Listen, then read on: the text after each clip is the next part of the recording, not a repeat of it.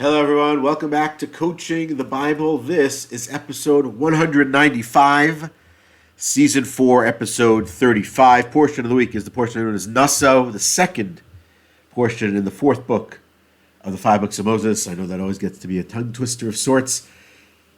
Do not adjust the audio on your sound system. This is how I sound this week. I am battling a cold and a sore throat, and this is the best I can do. I came into the holiday this week feeling great, came out of the holiday feeling less than great, and the last couple of days been really battling this cold. So this is how I sound today for coaching the Bible. The win of the week was the holiday itself, because any holiday that combines good food, good friends, good family, and good learning is a holiday that I want to be part of, and that's what this holiday this week was. A holiday known in Hebrew as Shavuot. In English, the translation is Pentecost. That's a word I shared and explained to some of my children over the course of the holiday. Holiday celebrating the giving of the Ten Commandments, the Sinaitic experience for the people of Israel all those years ago and today.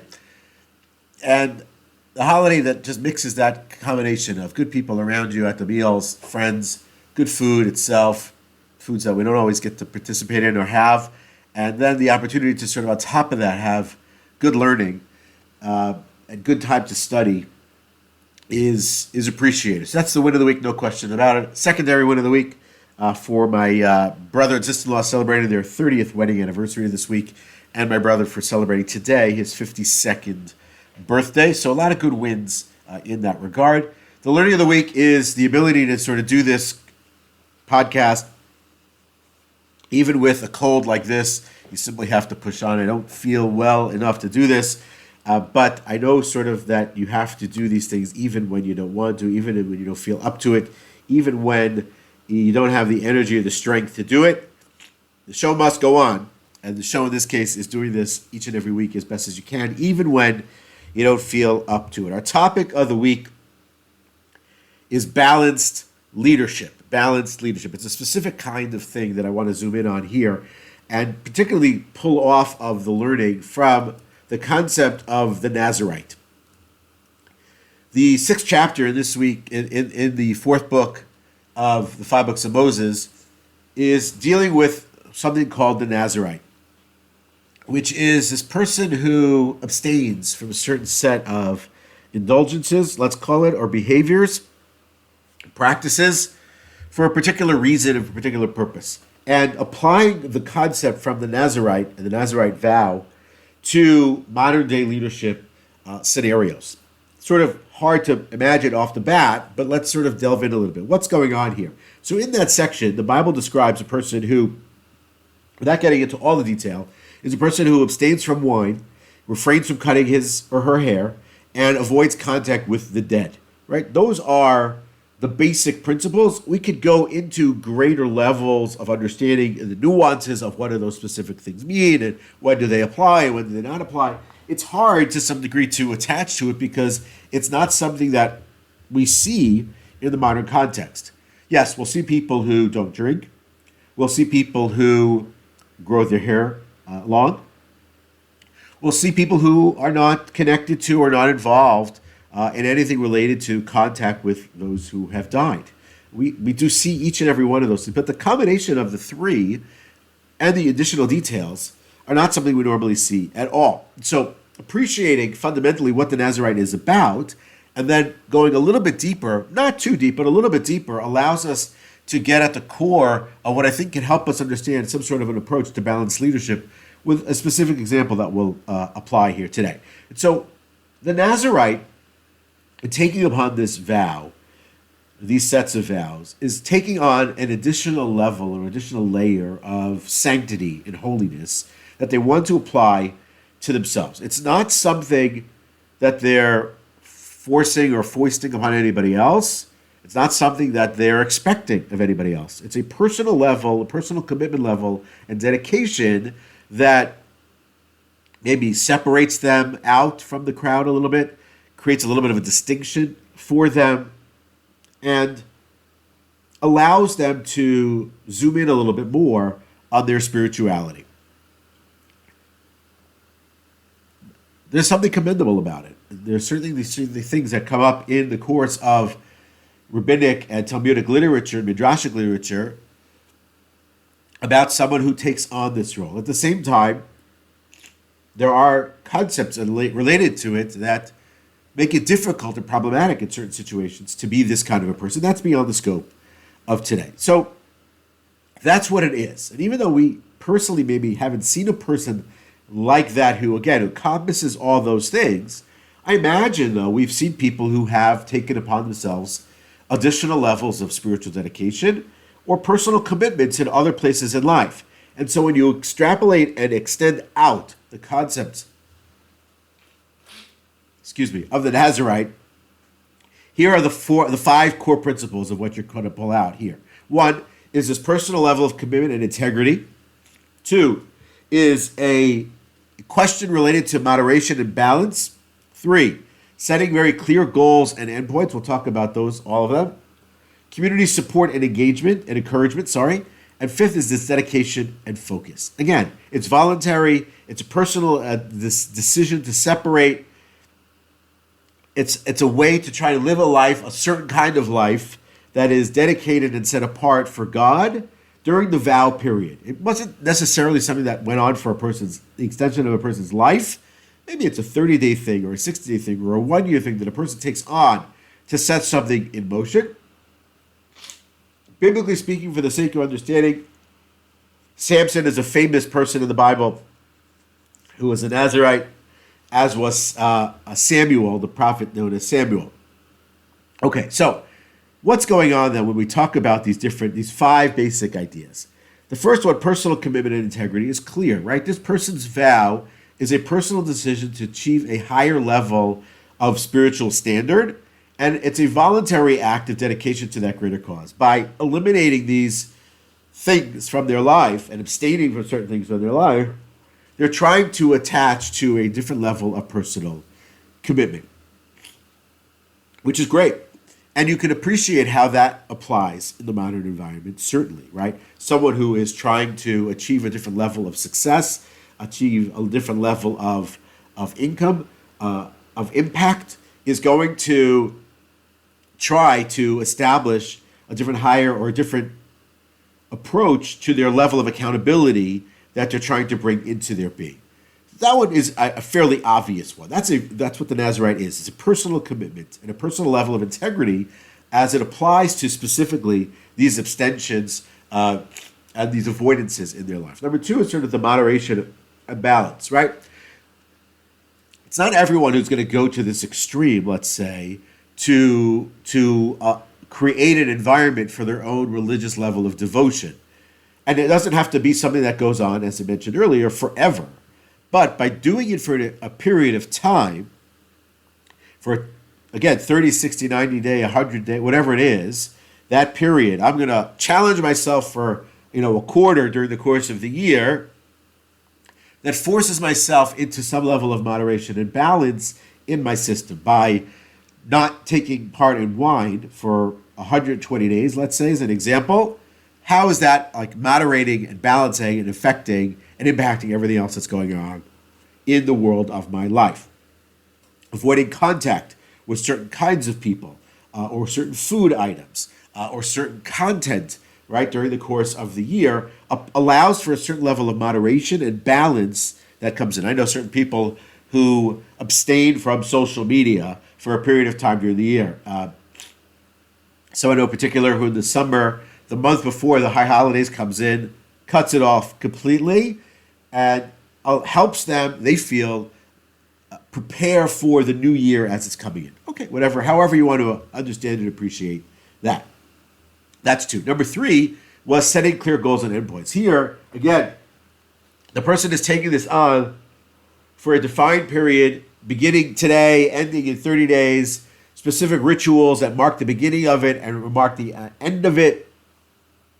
And underscoring this idea of having very clear goals and endpoints in the process. Yes, the Bible does mention one situation that may come up that interrupts the situation in the event that somebody happens to die in the presence of the Nazirite person. Fine.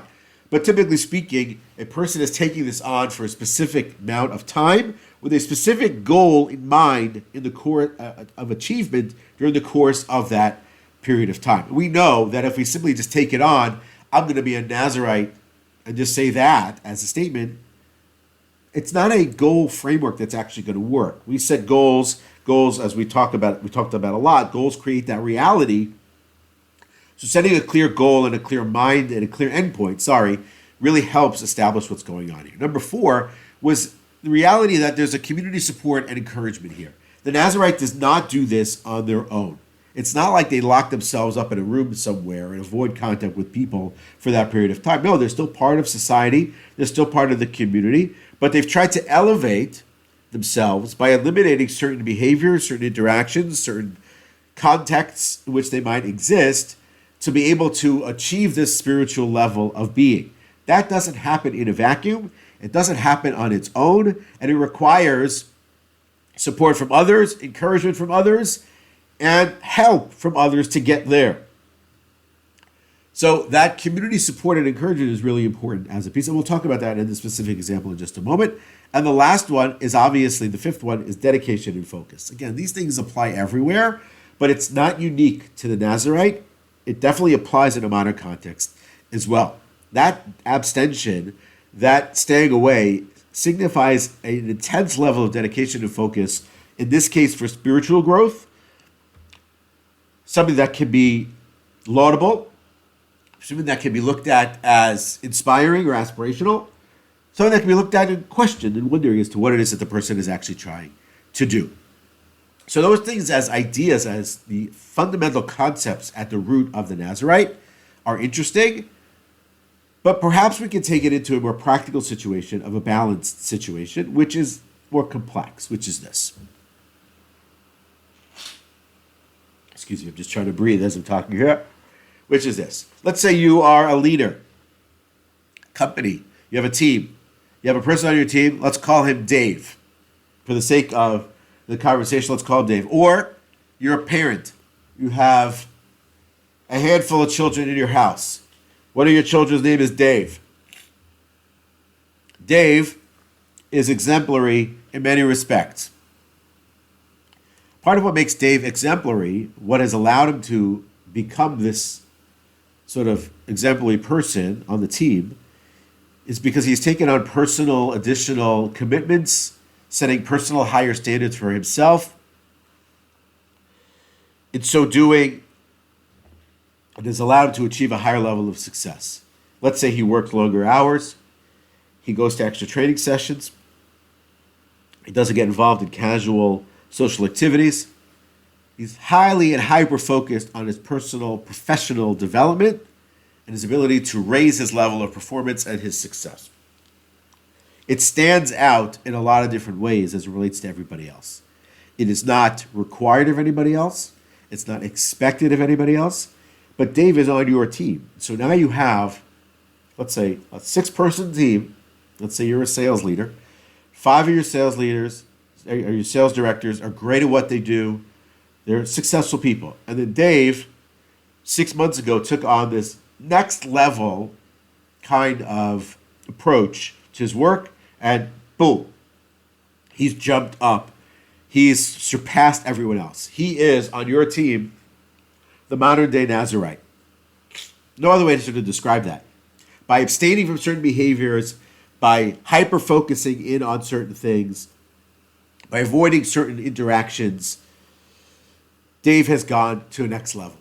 So how do you do that as the leader? How do you handle the mix? So on one level, right, you have to encourage Dave. He's not, we talked about in the past, the aberrant genius, somebody who's really good at what they do but is horrible for the team. Dave is really good for the team. He's not a bad person. He's not a difficult person. He's not a dangerous person. He's not an off-putting person. He's a positive, on some level, many levels, a positive person to have on the team. So at some level, you have to acknowledge, support, recognize Dave's commitment to his level of work, and at the same time, appreciate everybody else on the team. So you could acknowledge Dave's work and his efforts in the team setting, You can also encourage other people to take on higher levels, not in the name of Dave. Hey, you should be more like Dave. Don't ever say that. But you can encourage additional behaviors or additional actions that people can take on separate from Dave to get people to maybe achieve at a higher level. At the same time, you can acknowledge their level of success and their level of growth as it relates to them and appreciate them in that space. And by so doing, you're creating that balance that really, really works. That's one. Two, I think there's a different level that can get into place here. Maybe somebody does want to be more like Dave. Maybe somebody wants to have more of that success. It feels like they could do that, but they can't do it on their own. They don't know how to do that. They can't simply get there.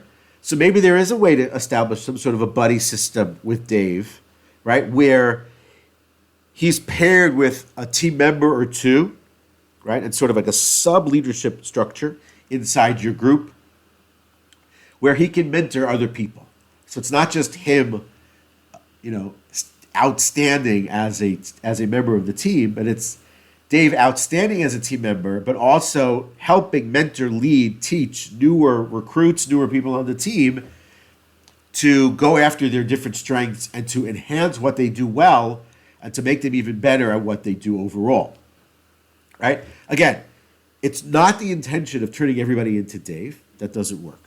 But it is the intention of being able to benefit off of what it is that Dave is bringing to the team and to the situation by allowing others to siphon off of, benefit from, be inspired by all the things that he's doing here. So leveraging Dave's knowledge and experience, leveraging Dave's approach to the benefit of everybody else on the team. Again, it's not required, but it can help in creating that balance. You could also establish sort of like a feedback loop here from what's going on for everybody else. Again, it's not to say that that you want to bring Dave down from where he is. No, it's creating a positive feedback loop on the team where he's sharing with them, they're sharing with him. So it's still collaborative. It's still continuously improving. It's still looking to create support and to feel supported by everybody else.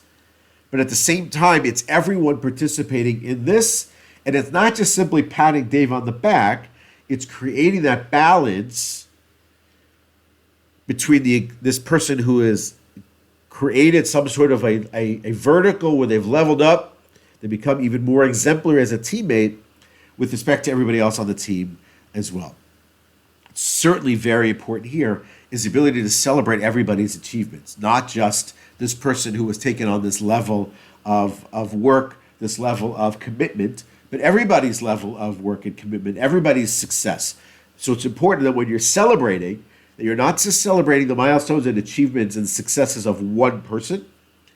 You can celebrate each individual, and you can also celebrate as a group. You can see there are companies that do this, that they have what you call team bonuses, where everybody benefits from their own work, but also benefits from the team reaching and hitting a certain level goal. And so that way you're acknowledging everybody's success, but you're also encouraging everyone's success, not just individually, but collectively as a group. And so creating balance in your leadership allows you to position yourself where you're encouraging this level of behavior. You may be encouraging people to take on different levels of responsibility, different levels of